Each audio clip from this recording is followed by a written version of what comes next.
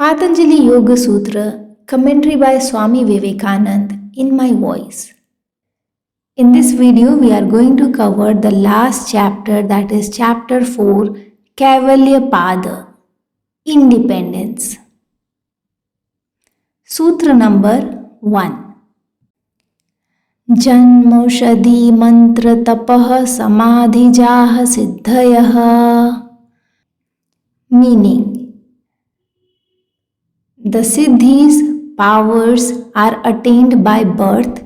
Chemical means power of words, modification or concentration. Sometimes a man is born with the siddhis, powers, of course from the exercise of powers he had in his previous birth. In this birth he is born, as it were, to enjoy the fruits of them. It is said of Kapila, the great father of the Sankhya philosophy, that he was a born Siddha, which means literally a man who has attained to success. The yogis claim that these powers can be gained by chemical means. All of you know that chemistry originally began as alchemy. Men went in search of the philosopher's stone and elixirs of life, and so forth. In India, there was a sect called the Rasayanas.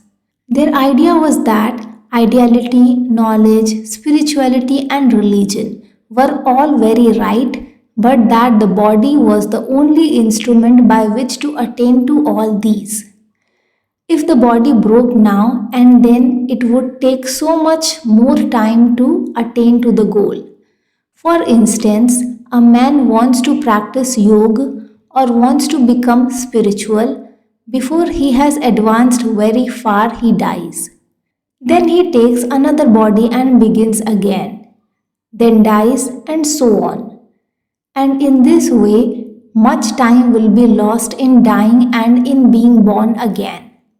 If the body could be made strong and perfect so that it would get rid of birth and death, we would have so much more time to become spiritual. So these Rasayanas say first make the body very strong, and they claim that this body can be made immortal.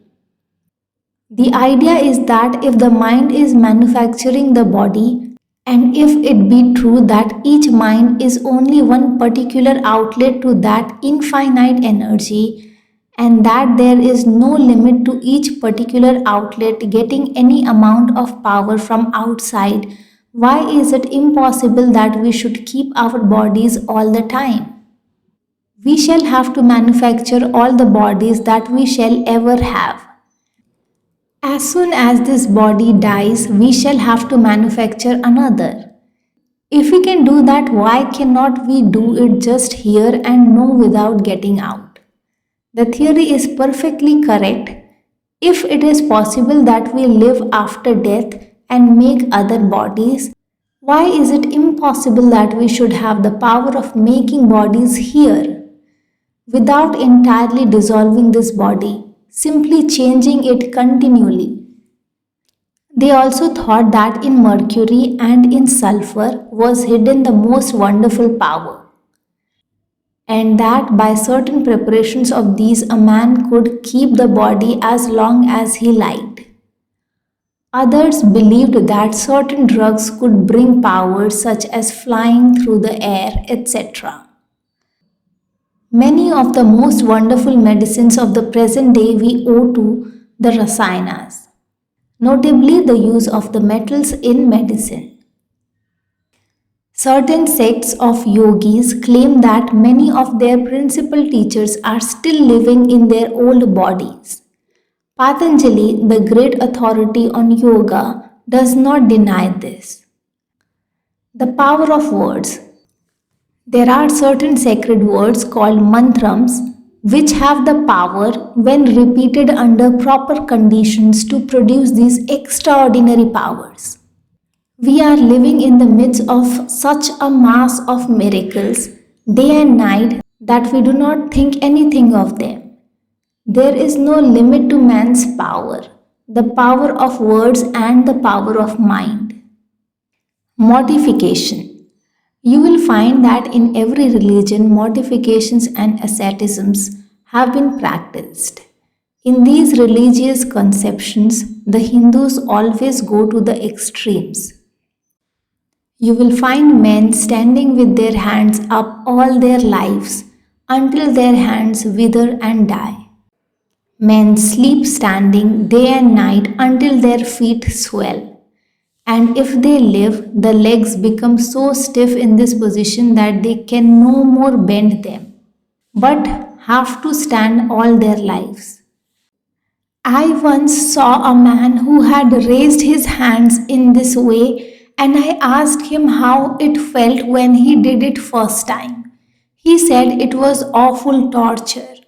It was such torture that he had to go to a river and put himself in water, and that allayed the pain for a little. After a month, he did not suffer much. Through such practices, power, siddhis can be attained. Concentration.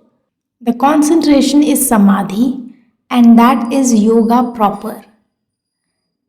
That is the principal theme of this science, and it is the highest means.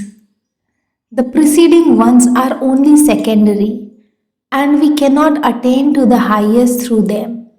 Samadhi is the means through which we can gain anything and everything, mental, moral, or spiritual. Sutra number 2. जात्यंतर परिणामः प्रकृत्या पुरात. Meaning, the change into another species is by the filling in of nature. Patanjali has advanced the proposition that these powers come by first, sometimes by chemical means, or they may be got by mortification, and he has admitted that this body can be kept for any length of time. Now he goes on to state what is the cause of the change of the body into another species, which he says is by the filling in of nature. In the next aphorism, he will explain this. Sutra number 3. Nimittam aprayojakam prakritinam varanabhedastu tatah kshetrikavata. Meaning, good deeds, etc., are not the direct causes in the transformation of nature, but they act as breakers of obstacles to the evolutions of nature. As a farmer breaks the obstacles to the course of water, which then runs down by its own nature. When a farmer is irrigating his field, the water is already in the canals. Only there are gates which keep the water in. The farmer opens these gates and the water flows in by itself, by the law of gravitation. So all human progress and power are already in everything. This perfection is every man's nature. Only it is barred in and prevented from taking its proper course. If anyone can take the bar off in Rush's nature, then the man attains the powers which are his already. Those we call wicked become saints as soon as the bar is broken and nature rushes in. It is nature that is driving us towards perfection, and eventually she will bring everyone there. All these practices and struggles to become religious are only negative work to take off the bars and open the doors to that perfection which is our birthright, our nature. Today, the evolution theories of the yogis will be better understood in the light of modern research. And yet, the theory of the yogis is a better explanation. The two causes of evolution advanced by the moderns, viz., sexual selection and survival of the fittest, are inadequate. Suppose human knowledge to have advanced too much as to eliminate competition, both from the function of acquiring physical sustenance and of acquiring a mate, then according to the moderns, human progress will stop and the race will die. And the result of this theory is to furnish every oppressor with an argument to calm the qualms of conscience, and men are not lacking who, posing as philosophers, want to kill out all wicked and incompetent persons. They are, of course, the only judges of competency, and thus preserve the human race.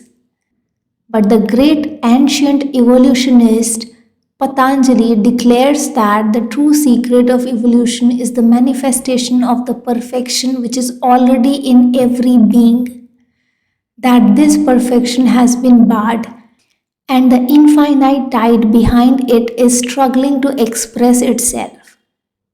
These struggles and competitions are but the result of our ignorance, because we do not know the proper way to unlock the gate and let the water in. This infinite tide behind must express itself, and it is the cause of all manifestation, not competition for life or sex gratification, which are only momentary, unnecessary, extraneous effects caused by ignorance. Even when all competition has ceased, this perfect nature behind will make us go forward until everyone has become perfect. Therefore, there is no reason to believe that competition is necessary to progress. In the animal, the man was suppressed, but as soon as the door was opened, out rushed man. So, in man, there is potential God kept in by the locks and bars of ignorance. When knowledge breaks these bars, the God becomes manifest. Sutra number 4. निर्माण चित्तान्यस्मिता matrat. Meaning, from egoism alone proceed the created minds. The theory of karma is that we suffer for our good or bad deeds, and the whole scope of philosophy is to approach the glory of man. All the scriptures sing the glory of man, of the soul, and then with the same breath they preach this karma. A good deed brings such a result, and a bad deed such a result. But if the soul can be acted upon by a good or a bad deed, it amounts to nothing. Bad deeds put a bar to the manifestation of our nature, of the Purusa, and good deeds take the obstacles off and its glory becomes manifest. But the Purusa itself is never changed. Whatever you do never destroys your own glory, your own nature, because the soul cannot be acted upon by anything. Only a veil is spread before it, hiding its perfection. Sutra number 5. प्रवृत्ति भेदे प्रयोजकम चित्तमेकम अनेकेषाम. Meaning, though the activities of the different created minds are various, the one original mind is the controller of them all. These different minds, which will act in these different bodies, are called made minds, and the bodies made bodies. That is, manufactured bodies and minds. Matter and mind are like two inexhaustible storehouses. When you have become a yogi, you have learned the secret of their control. It was yours all the time, but you had forgotten it. When you become a yogi, you recollect it. Then you can do anything with it, manipulate it any way you like. The material out of which that manufactured mind is created is the very same material which is used as the macrocosm. It is not that mind is one thing and matter another, but they are different existences of the same thing. Asmita, egoism, is the material, the fine state of existence out of which these made minds and made bodies of yogi will be manufactured. Therefore, when the yogi has found the secret of these energies of nature, he can manufacture any number of bodies or minds. But they will all be manufactures out of the substance known as egoism. Sutra number 6. Tatra Dhyanajam.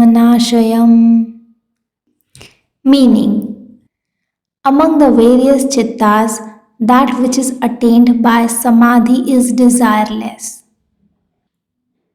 Among all the various minds that we see in various men, only that mind which has attained to samadhi, perfect concentration, is the highest. A man who has attained certain powers through medicines, or through words, or through mortifications, still has desires.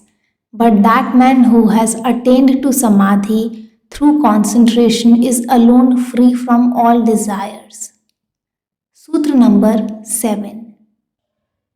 Karma Shukla Krishnam Yoginah Trividham Itresham. Meaning, works are neither black nor white for the yogis. For others, they are threefold: black, white, and mixed. When the yogi has attained to that state of perfection, the actions of that man and the karma produced by those actions will not bind him because he did not desire them.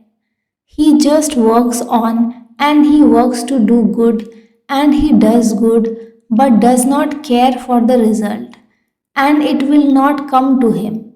But for ordinary men who have not attained to that highest state, works are of three kinds: black, evil actions; white, good actions; and mixed.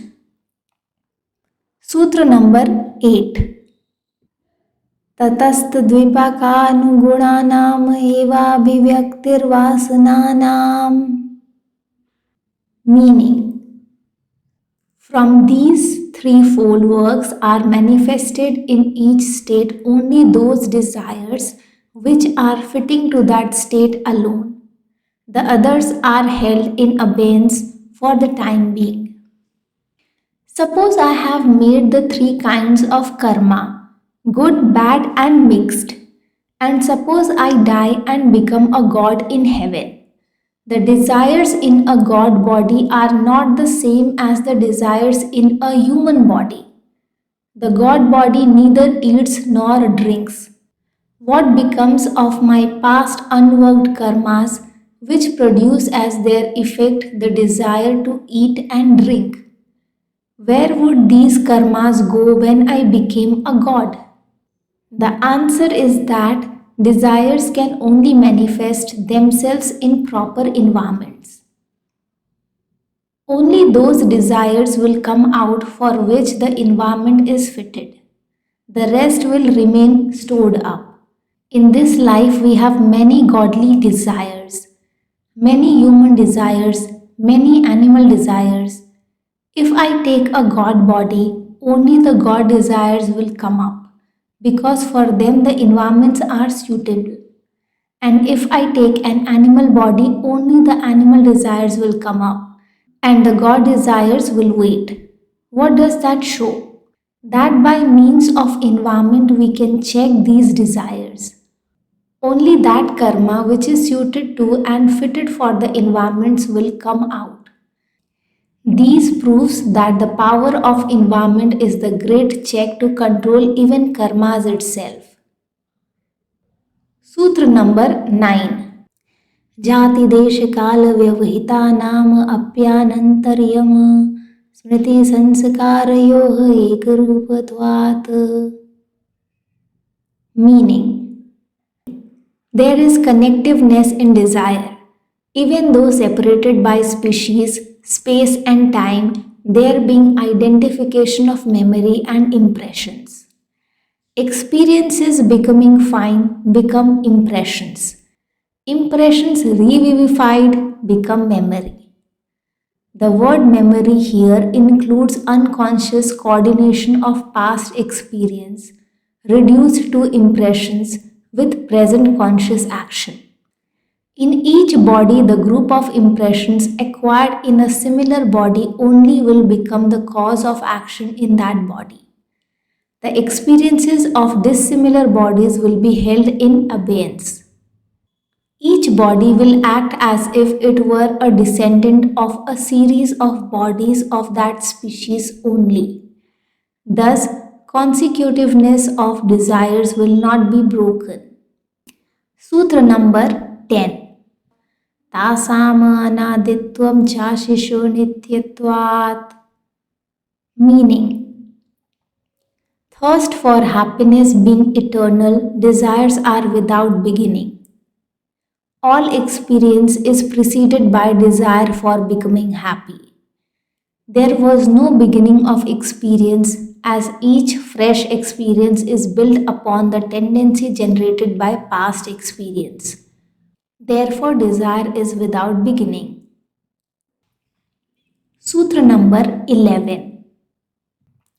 हेतुफलाशयालम्बनैः संगृहीतत्वादेशामभावे तद्भावः. Meaning, being held together by cause, effect, support and objects, in the absence of these is its absence. These desires are held together by cause and effect. If a desire has been raised, it does not die without producing its effect. Then again, the mind stuff is the great storehouse, the support of all past desires, reduced to samskar form. Until they have worked themselves out, they will not die. Moreover, so long as the senses receive the external objects, fresh desires will arise. If it be possible to get rid of these, then alone desires will vanish. Sutra number 12. Atitanaagatam swarupatostyadvabhetadharmanam. Meaning, the past and future exist in their own nature, qualities having different ways. Sutra number 13. Tevyakta sukshma gunatmanah. Meaning, they are manifested or fine, being of the nature of the gunas. The gunas are the three substances, sattva, rajas and tamas, whose gross state is the sensible universe. Past and future arise from the different modes of manifestation of these gunas.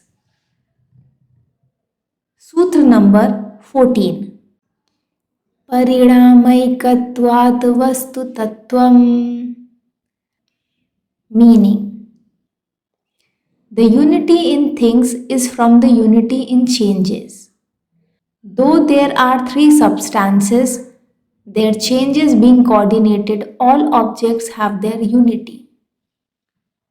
Sutra number 15. Vastu samye chitta bhedatayo vibhaktah panthaha. Meaning, the object being the same, perception and desire vary according to the various minds. Sutra number 16. Taduparagapekshatvat chittasya vastu gyata gyatam. Meaning, things are known or unknown to the mind, being dependent on the coloring which they give to the mind. Sutra number 17. Sada gyataschittvrittayastattva prabhoha purushasya parinamitvat. Meaning, the states of the mind are always known because the Lord of the mind is unchangeable. The whole gist of this theory is that the universe is both mental and material, and both the mental and material worlds are in a continuous state of flux. What is this book? It is a combination of molecules in constant change. One lot is going out and another coming in. It is a whirlpool. But what makes the unity? What makes it the same book? The changes are rhythmical. In harmonious order, they are sending impressions to my mind. And these pieced together make a continuous picture, although their parts are continuously changing. Mind itself is continuously changing. The mind and body are like two layers in the same substance, moving at different rates of speed, relatively one being slower and the other quicker. We can distinguish between the two motions.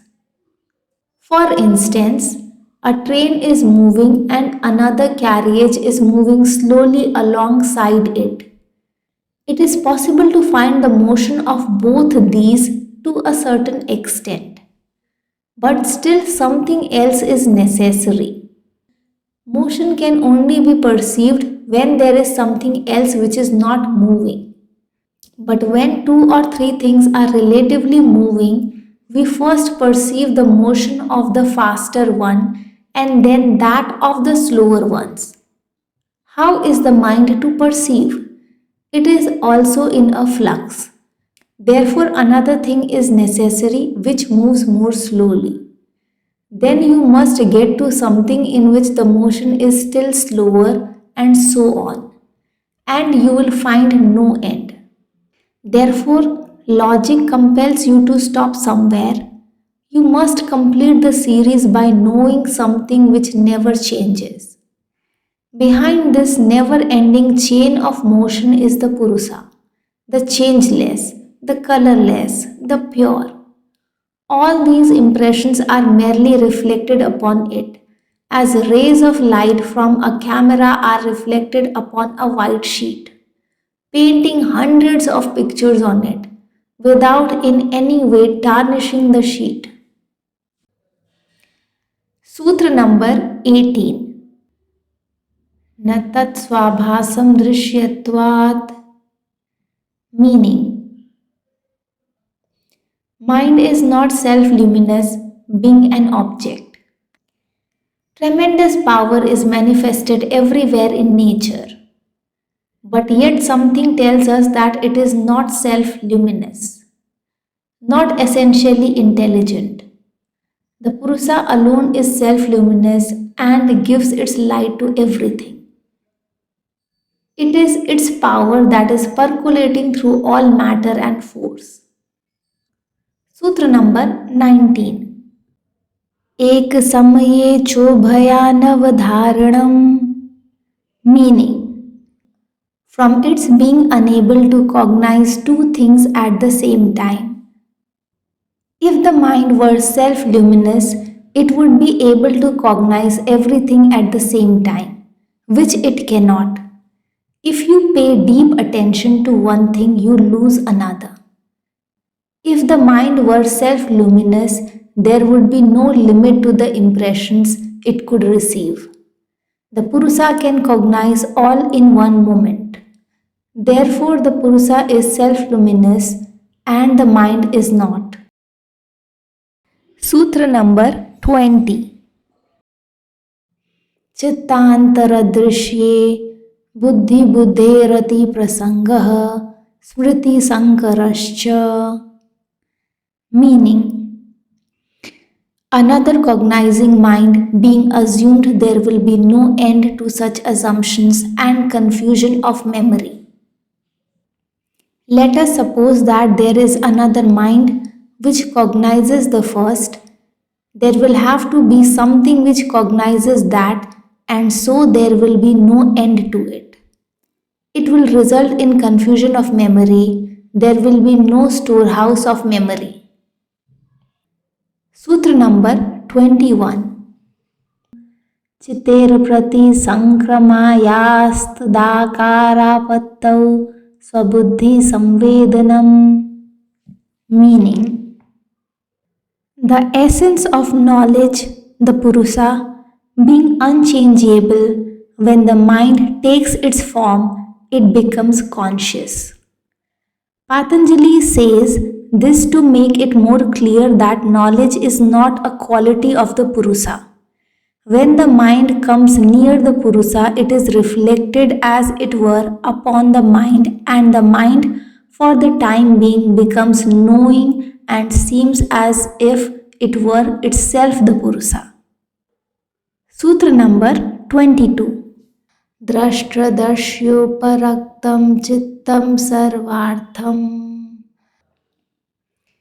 Meaning, colored by the seer and the seen, the mind is able to understand everything. On the one side, the external world, the seen, is being reflected, and on the other, the seer is being reflected. Thus comes the power of all knowledge to the mind. Sutra number 23. Tad sankhyeya vasana chitram api parartham sanhatya karitvat. Meaning, the mind through its innumerable desires acts for another, the Purusa, being combinations. The mind is a compound of various things, and therefore it cannot work for itself. Everything that is a combination in this world has some object for that combination, some third thing for which this combination is going on.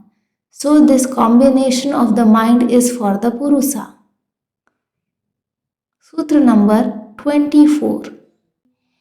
विशेष दर्शन आत्म भाव भावना विनिवृत्ति. Meaning, for the discriminating, the perception of the mind as Atma ceases. Through discrimination, the yogi knows that the Purusa is not the mind. Sutra number 25. Tada viveka nimnam kaivalya pragbharam chittam. Meaning, then bent on discriminating, the mind attains the previous state of Kaivalya, isolation. Thus, the practice of yoga leads to discriminating power, to clearness of vision. The veil drops from the eyes and we see things as they are.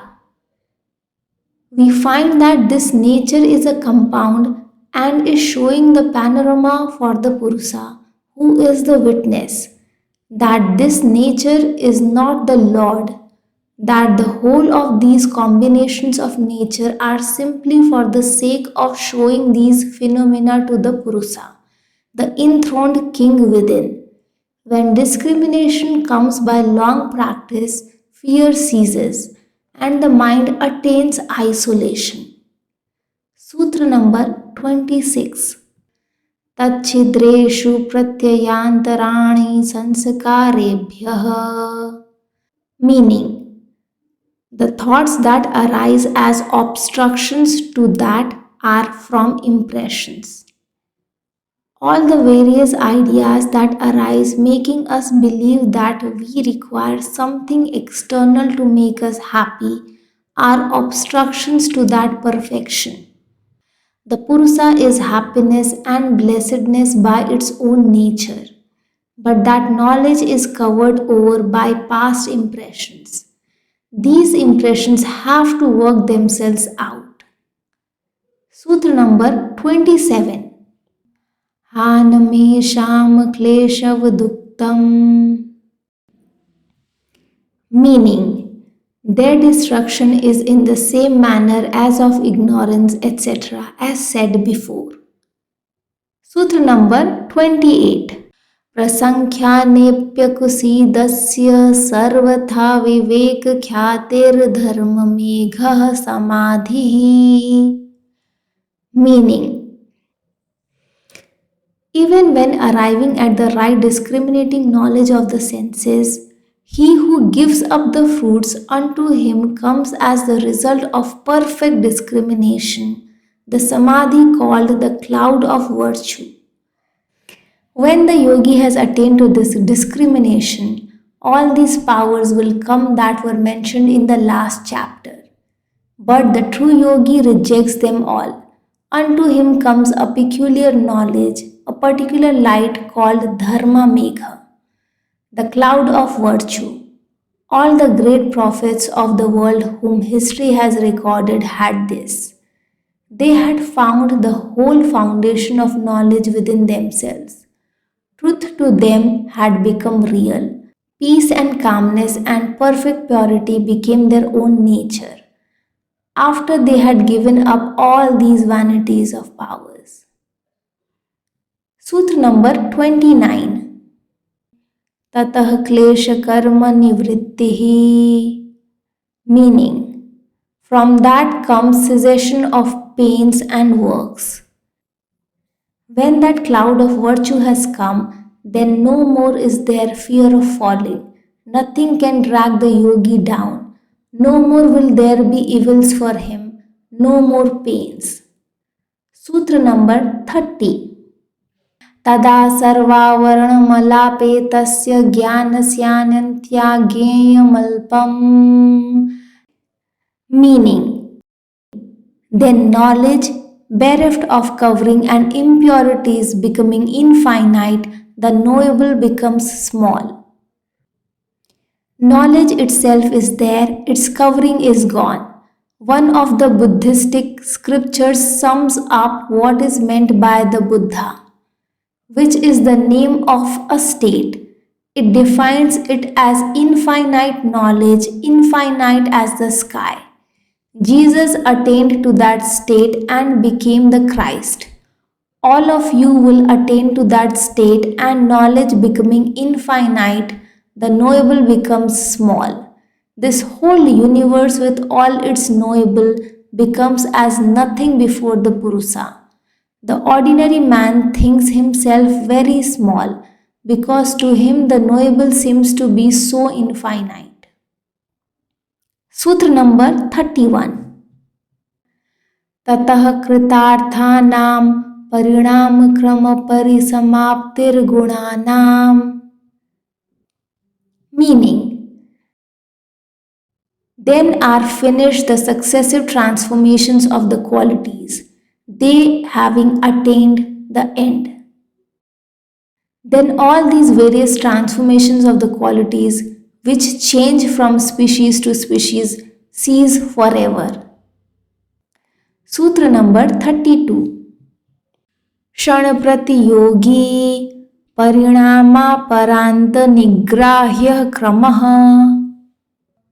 Meaning, the changes that exist in relation to moments and which are perceived at the other end, at the end of the series, are succession. Patanjali here defines the word succession, the changes that exist in relation to moments. While I am thinking, many moments pass, and with each moment there is a change of idea, but we only perceive these changes at the end of a series. So, perception of time is always in the memory. This is called succession. But for the mind that has realized omnipresence, all these have finished. Everything has become present for it. The present alone exists. The past and future are lost. This stands controlled, and all knowledge is there in 1 second. Everything is known like a flash. Sutra number 33. पुरुषार्थ शून्यानाम गुणानाम प्रतिप्रसवः कैवल्यम स्वरूप प्रतिष्ठा वा चितिशक्तिरेति. Meaning, the resolution in the inverse order of the qualities perfect of any motive of action for the Purusa is Kaivalya, or it is the establishment of the power of knowledge in its own nature. Nature's task is done. This unselfish task which our sweet nurse nature had imposed upon herself. As it were, she gently took the self-forgetting soul by the hand and showed him all the experiences in the universe, all manifestations, bringing him higher and higher through various bodies till his glory came back and he remembered his own nature. Then the kind mother went back the way she came for others who have also lost their way in the trackless desert of life. And thus she is working without beginning and without end. And thus, through pleasure and pain, through good and evil, the infinite river of souls is flowing into the ocean of perfection, of self realization. Glory unto those who have realized their own nature. May their blessings be on us all. And with this, we have come to an end of Patanjali Yoga Sutra commentary by Swami Vivekanand in my voice. I am hopeful that this work of mine will be useful to you. Do let me know how you feel about it in the comment section. Thank you so much. Namaste.